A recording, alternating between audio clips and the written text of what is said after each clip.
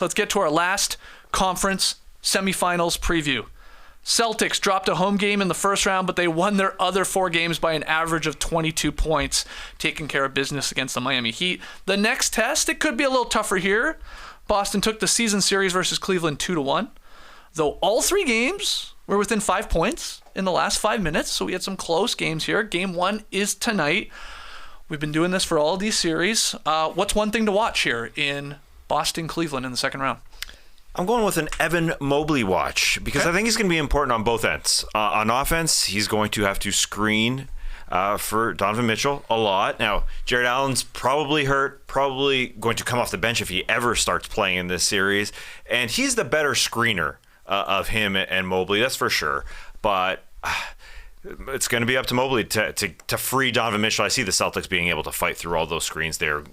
Whoever it is guarding him, it could be, it could be Donovan Mitchell at times, but they've got so many guys. It could be Derek White. It could be Jaylen Brown. I mean, the backcourt of the Cleveland Cavaliers and Mitchell and Garland has to be freed up by Evan Mobley.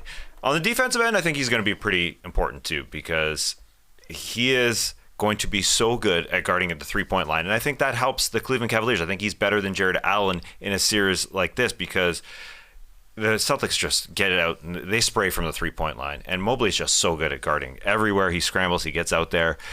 And that could stop the playmaking of Boston a little bit, just like they did against the Heat did to them in that one game where they were just so good and the Celtics played a little one-on-one because of it. Now, that's a lot to ask of Evan Mobley. That's a lot. And Tatum might try and say, hey, I want that guy, and go through Mobley a lot. That could happen. He could pick that switch, get him in foul trouble. But it's just going to be a lot on that dude, especially with Jared Allen injured. So we'll see on both ends. He's big.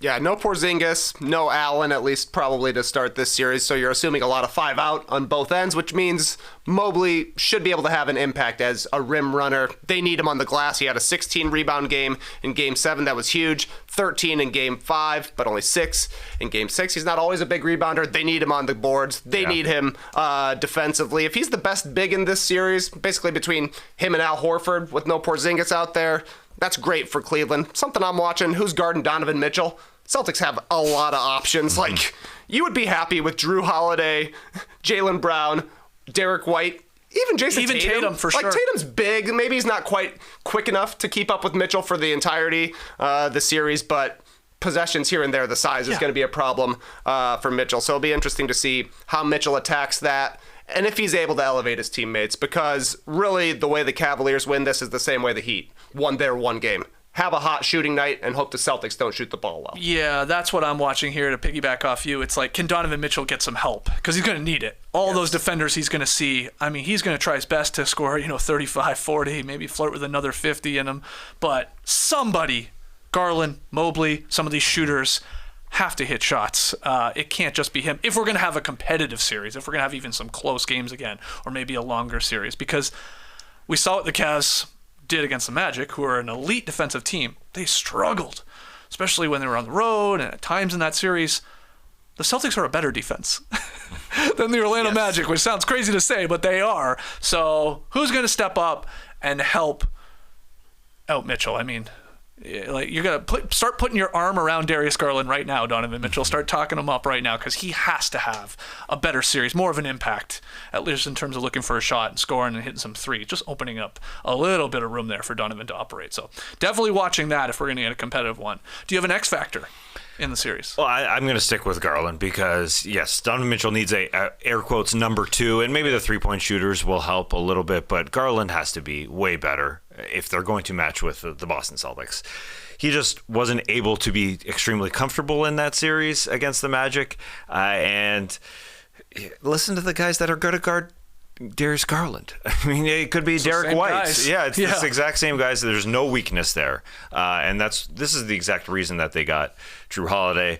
Derek White has been awesome. I mean, he has to outperform Derek White, which is not easy. Derek White was awesome in the first series, and we kind of skip over that because they did such a good job against. Everybody did a good job, but he almost hit half his threes. That's a lot of threes, averaging 22 points. So Trey's right in that somebody's got to outdo probably Al Horford and Evan Mobley, and same thing goes for the backcourt.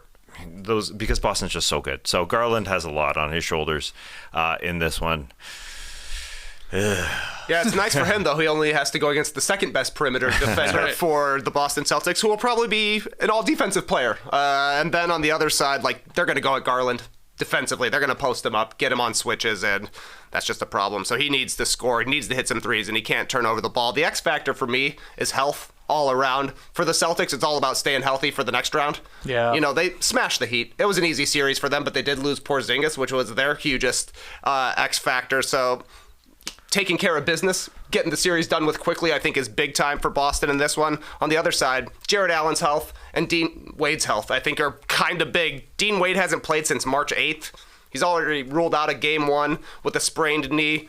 The one Cleveland win this season against the Celtics was when Dean Wade went 5 of 5 from 3 in the fourth quarter, scored 20 points, and then was basically done for the year after that. Jared Allen, more likely that he comes back, though he's missed the last 3 games. Just a bruised rib, though. Could return. And here's a Schumann stat for you. Over the 3 regular season meetings, the Cavs were outscored by just 1 point, and Allen's 111 minutes on the floor, outscored by 25.3 points per 100 possessions in his 33 minutes off the floor. They need him to offensive rebound. That's a way you can maybe cause some problems for the Celtics. So without Jared Allen, or likely without Dean Wade, it's going to be tough for Cleveland. Celtics are 22-4, by the way, without Porzingis this season. I don't think they can win a title without a healthy Kristaps Porzingis, but they have shown they're okay without him. Al Horford obviously slots in there. They have all this talent. Shu notes that they had a 10-3 mark in those games without Porzingis against playoff teams. So they're really good record even against the good teams. Outscored their opponents by 8.6 points per 100 possessions over those 13 too. So shout out to Shu for that. So they've been really good without Porzingis through the regular season, even the one game that they were missing there in the Miami series. So we'll see if they can continue that. Sounds like after all that talking it through, I have a feeling where you're leaning towards this one and where a lot of people will be going. But what's your prediction for Celtics-Cavs? Yeah, everybody, unless you're a Cavs fan, is picking the Boston Celtics in this series. That sort of makes sense. And just to jump on Trey's injury status, I'm looking forward to see how Donovan Mitchell plays, period. I know he was good in round 1, but he didn't shoot well in Game 7. He carried the way, but we're talking about a guy who just had 1 day of rest against a team that's had a ton of rest. And not that I love talking about rest versus rust, but Donovan Mitchell is dealing with something in his knee, and you could see some bad moments throughout this series. So I'm definitely concerned with that. I don't know if Jared Allen can play through that rib problem because he, again, in Game 7, I had the camera on Jared Allen. He didn't get up once. He was sitting there, and I think that's an injury problem for Jared Allen. But I am just concerned, Donovan Mitchell. How are you gonna look against a team that's very, very fresh? And I don't think it's good. I don't think it's good at all. 5, I think, is conservative for me. I'm going Celtics in 5. Okay, I feel like that's a very popular pick in this series. It makes sense. Where are you going? You going sweep? 5? Same. I'm going Celtics in 5. Everybody assumes that there'll be one weird Celtics game. When they give up a ton of threes, they look terrible. You're like, oh my goodness, could this team be beat?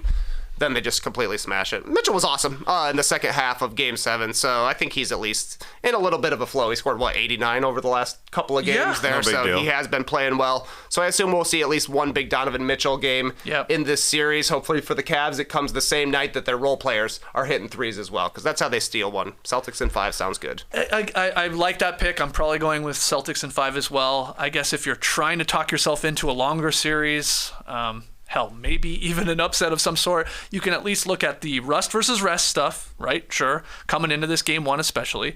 The Cavs have zero pressure heading into the series. Nobody's picking them. So there's nothing there to worry about. They've already seen an elite defense, so they've gone through the ringer a bit in that first round against the Magic. Now continue to play the Celtics, so there's some reps there. It's not like they're playing like an up-and-down team like the Pacers, and then suddenly you're like, holy crap, we're playing a team that plays defense. So they have that. And you have Donovan Mitchell, who's, on an incredible 2-game run here, going for 89 points in Game 6 and 7, despite being a little banged up. So, you can convince yourself, you talk yourself into, is there a crazy Max Strus game or a Karis LeVert game where he can't miss? Maybe it's Garland.